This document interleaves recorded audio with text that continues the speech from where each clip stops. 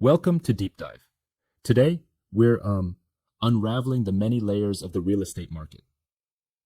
It's not just about a roof over your head. It's about like a major investment and a cornerstone of personal wealth, right? Absolutely. It's a whole different ballgame, so much more complex than everyday purchases. Right. Think about it. When you buy groceries or even a car, they lose value almost immediately. But real estate, it's like owning a Chanel handbag that might actually hold or even increase its Yep. value over time. It's that dual nature that makes it fascinating. Yeah, exactly. And it's that expected value, what people believe their property will be worth in the future, that drives the market. Expectations literally fuel the fire. hmm If folks expect prices to go up, they buy more, which then pushes prices higher. A vicious, self-reinforcing cycle. It's like a snowball effect, you know? Right, and for many families, their home is their single biggest asset. In some countries, especially, a whopping 70% of household wealth is tied up in real estate, while in the US, it can be nearly 29% or even more for lower wealth households. Exactly. That means a sudden drop in home values could really shake someone's financial security. And it Hmm. also shows just how central housing is to the economy overall. Speaking of the broader picture, there's this tight connection to credit and long-term debt. I mean, almost everyone takes out a mortgage for 20, 30 years. Right. And that long-term debt makes the entire market so sensitive to borrowing costs. Even a small change in interest rates can feel colossal when stretched over decades. Exactly, higher interest rates mean higher monthly payments, which can cool demand dramatically. And lower rates might supercharge buying even if the fundamentals are shaky. Yeah, and then there's the fact that banks can't just liquidate a house like they might a stock. If someone defaults, the bank is saddled with this asset that's expensive and slow to offload, with legal fees, maintenance issues, and all. It's a much True, different indeed. risk profile. That chain reaction, that domino effect, is what makes a housing collapse so dangerous for the broader economy. Fewer loans, stifled business activity, and eventually even recessions. Right. And it's interesting because in many cases, a real estate bubble is really um, a credit bubble in disguise. The interplay between rising property values and cheap credit can lead to dangerously inflated prices. Totally. And let's not forget about government policies and interest rates. They also play an immediate role. Governments use subsidies, tax breaks, and lending restrictions that can either help stabilize or, at times, overheat the market. Precisely. With policy acting like a lever, it can nudge demand up or down. For instance, look at places like Monaco, where tax policies have turned it into a magnet for wealth, thereby pushing house prices through the roof. That's a pretty stark contrast to areas with strict borrowing limits or heavy regulations. But, if I may respectfully challenge, that might be a bit too simplistic. Sometimes the local flavor of a policy and market nuances matter a lot, don't they? Absolutely, that's a fair point. While we can talk about these broader economic forces, local nuances like zoning laws or regional economic stability play an equally key role. Exactly. The devil is truly in the details. Speaking of local particulars, let's talk about supply. In like most markets, housing supply is fundamentally inelastic, isn't it? Yeah, and that's one of the challenges. New housing just can't be built overnight. There are so many hurdles: land acquisition, permits, labor shortages, material costs. It's hardly like ordering an extra batch at a factory. It takes time for supply to catch up to surging Right. demand. And sometimes, even when construction ramps up, if demand is exploding, those new houses merely alleviate a fraction of the pressure, leaving prices to continue their upward trajectory. Exactly. In highly active markets, increased housing starts and price rises can, counterintuitively, happen hand in hand, because the new supply simply isn't enough to meet the robust demand. And then there's the international angle. Places like Canada and Australia have seen rising prices driven largely by immigration and foreign investment, right? Absolutely.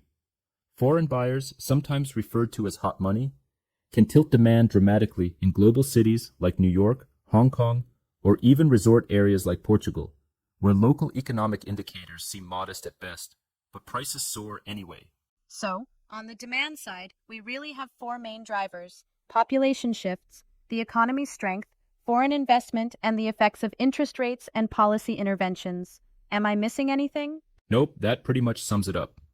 Population growth and even the age structure, like a young pyramid versus an inverted triangle, can dictate long-term trends.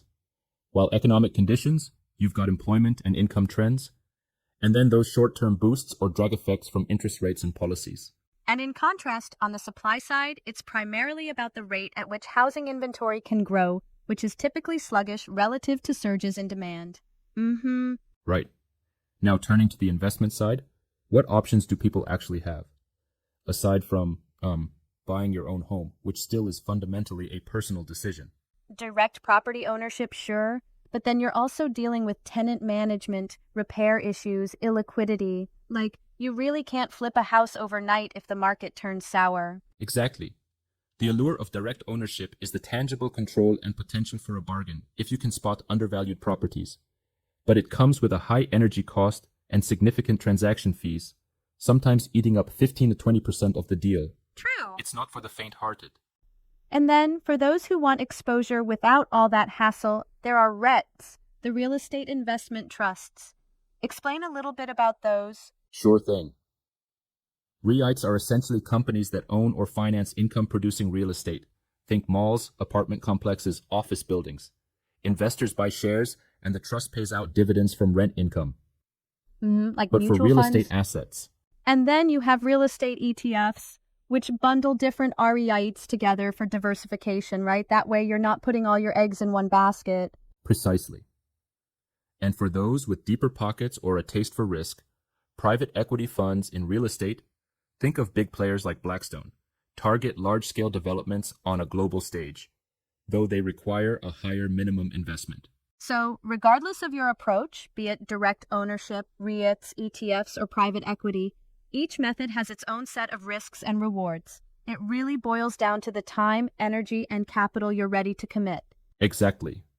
And a big point to note is that while economic theories and indicators provide guidance, personal factors like job stability, life stage, and even local market nuances play decisive roles when you're choosing to invest in a home. Right, because buying a home isn't just a financial decision, it's deeply personal. It's about having a sense of stability, belonging, and security, even if the macro trends point in one direction. Absolutely. And with today's environment, rising interest rates, high inflation, the interplay between credit conditions and housing prices becomes even more intricate. It's a tightrope. But being informed on these dynamics really helps you navigate that precarious balance. So the takeaway is to get a good grip on both the big picture and the local details. National trends matter, but nothing beats a deep understanding of your own market's nuances. Exactly. The broader trends, population growth, economic performance, credit availability, set the stage. But local factors like zoning, community development, and even foreign influences can dramatically shift the game. Right on. It's a multi-dimensional chessboard. And with that, whether you're planning to buy a home for personal use or to invest, the best strategy is to keep an eye on these various factors and continuously update your understanding as conditions change. Absolutely. Take note of where people are moving, check out local employment trends, observe interest rate movements, and, very importantly, know your personal financial goals. Because informed decisions can really pave the way to financial stability. It's been a really deep dive today, touching on how real estate isn't just bricks and mortar, but a whole ecosystem that affects individuals, banks, and even entire economies. For sure. And while the theoretical models give us a strong foundation, nothing replaces like real-world experience and local insight. So do your homework before diving in. Exactly. Thanks for this vibrant discussion. For those listening, remember, the real estate market is as challenging as it is crucial. Keep these insights in mind when thinking about your next property move or investment decision. Thanks for joining us on this exploration. Stay curious, keep questioning, and make sure you blend macro trends with your own local observations. Until next time, happy real estate explorations.